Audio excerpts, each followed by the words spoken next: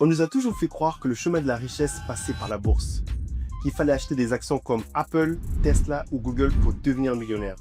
Mais si je te disais que les vrais riches, ceux qui gèrent des fortunes, ne touchent presque jamais à ces marchés. Oublie tous les clichés. Aujourd'hui, on va te parler du véritable secret des investisseurs fortunés. Ce n'est pas le trading, ce ne sont pas les actions cotées, c'est ce qu'on appelle le private equity ou le capital investissement en français. C'est pour ça que les milliardaires et les grands fonds d'investissement, en fait, ils ont une autre stratégie.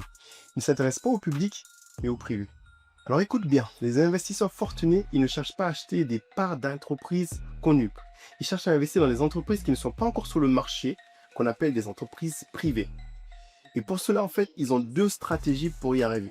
La première, c'est le growth equity ou capital croissance, où tu vas avoir en fait un investisseur qui met de l'argent dans une entreprise qui a déjà un chiffre d'affaires, mais qui a besoin de fonds pour passer à la vitesse supérieure.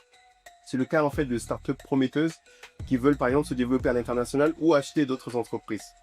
L'investisseur, il va mettre son argent sur la table et en retour, il prend une participation importante et un siège au conseil d'administration.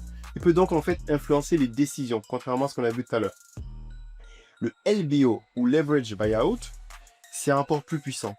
En fait là, c'est un groupe d'investisseurs qui va acheter une entreprise existante en utilisant de la dette.